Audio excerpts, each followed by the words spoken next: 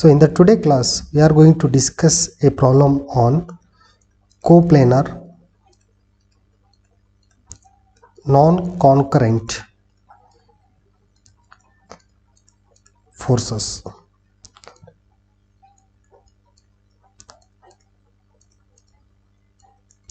Okay, so I will write the question. So there are three like parallel forces, like parallel forces. One is 10 Newton, second one is 20 Newton, and third one is 30 Newton. So they are acting on a line A, B, C. Okay, so A, B, C at a point A, B and C respectively. Okay, means 10 kilonewton is acting at A, 20 acting at B and 30 acting at C. So you need to find the magnitude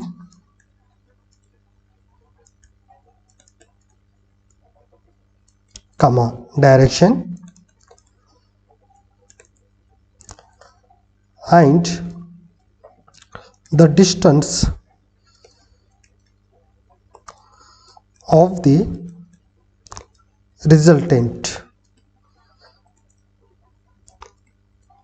from the point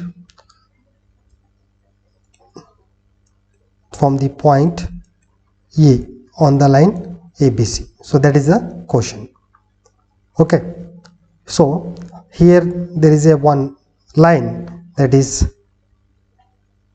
you can draw.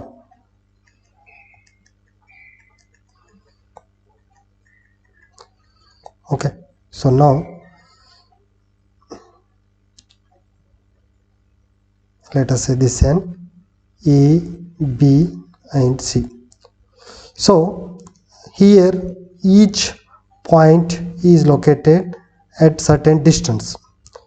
So total the length is given here as 7 meter, and in that from A to B it is taken as 3 meter and B to C it is taken as 4 meter. Okay, so this is the given diagram in the question. And the load acting at A, that is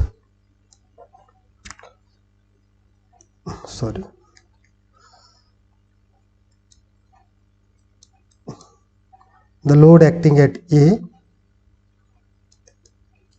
in upward direction, it is 10 Newton, and load acting at B is 20 Newton, and load acting at C, that is 30 Newton. So all are in the same direction. That's what it will be called as a like parallel forces, same direction. Okay, so from A to B this distance is 3 meter and B to C 4 meter. So you need to find the magnitude and also the direction and also the distance of the resultant from point A.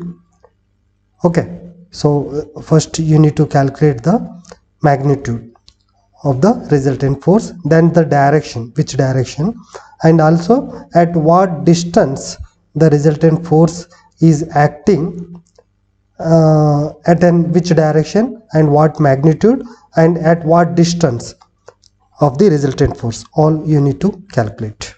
Hope the question is very clear to you. Okay.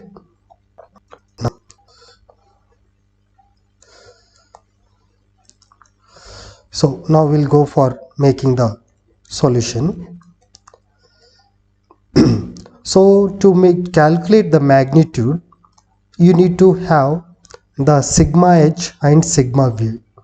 Okay, where r is equal to under root of sigma h square plus sigma v square, as we know, right? So to calculate the magnitude of the resultant force, you need to calculate the first some of the horizontal forces and some of the vertical forces. It means we have to make the resolving of all the forces. So now I am going to resolve horizontal forces. So that is sigma h. Okay, so sigma h, if you resolve any horizontal forces, here no horizontal forces are acting, so we can directly take 0 for sigma h. Similarly, if you want to calculate the sigma v, sum of vertical forces. So vertical forces are 1, 2, 3. So all are acting upward direction. So upward will be taken as positive and right side it will be taken as positive. Okay.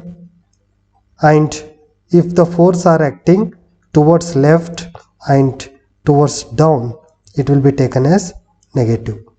So here all forces are acting upward, so you can directly write plus 10 plus 20 plus 30. So 30 plus 30, it becomes 60 Newton. Okay, so when you resolve the forces horizontally and vertically, we got this solution. Now you need to find what is the resultant of these forces. Okay, so resultant means where r is equal to under root of sigma h square plus sigma v square. Okay, so that you need to directly you can substitute in this equation.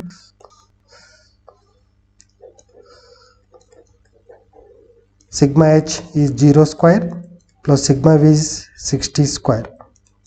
Okay, so anyhow, if 0 square will become 0, 60 square, this both will get cancelled.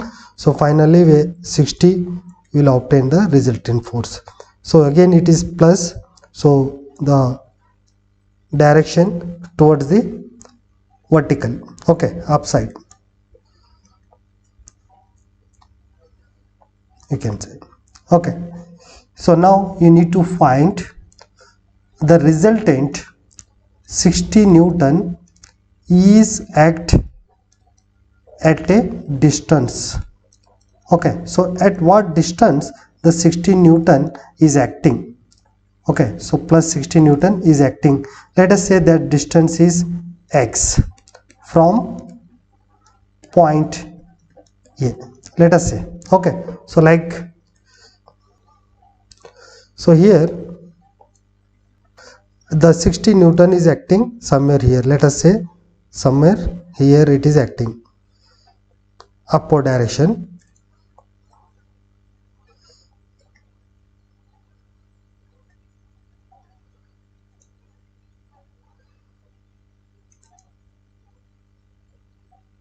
Like this.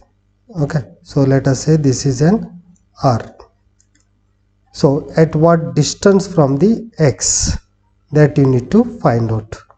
So to find that, you have to make the movement of all the forces. Okay, movement of the resultant, if you apply or apply the Varigon's principle, then you can find the x distance. Okay, so now we'll apply of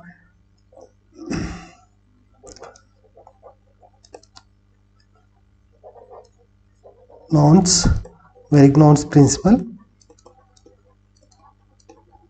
where they state that the moment of the resultant is equal to the algebraic sum of moment of forces, moment of all the forces, you can say, forces. Okay, so the moment of resultant, the moment of the resultant, it is the load which is acting. If you see the diagram, so all the forces including the resultant force are acting upward direction. So all which will make the movement towards that A in a anti-clockwise direction. Okay, so all the forces it will taking the anti-clockwise direction only if you take the revolving. So this one is also taking anti-clockwise, and resultant also taking the anti-clockwise. So here anti-clockwise, that will indicate minus. Okay, so now the resultant of the resultant force will write minus 60 Newton into at what distance? X distance, because X is the unknown. Now for the different forces, first we'll start with the 30. Okay, ending one. So in the ending one, so 30 into at what distance? 7 meter. Total distance is 7. 30 into 7. Okay, that is also minus 30. You're right. Minus 30 into 7 meter. Again, second force is acting minus 20 at what distance? 3, I think. Okay, first, yeah, 3 meter.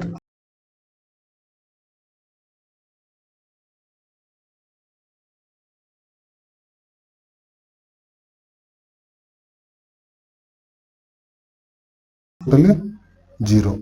Okay, so now here it is minus 210 and minus 60. So it becomes totally minus 270. So x is equal to this minus 60. So minus minus will get cancelled. So x is equal to 270 divided by 60.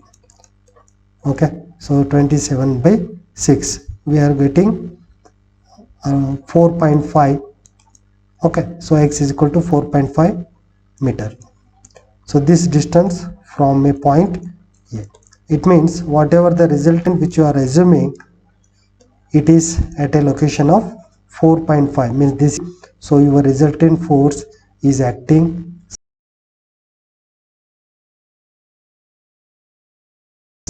the resultant acting upward direction at a distance of meter from the point A. Thank you for watching this video. Please do subscribe.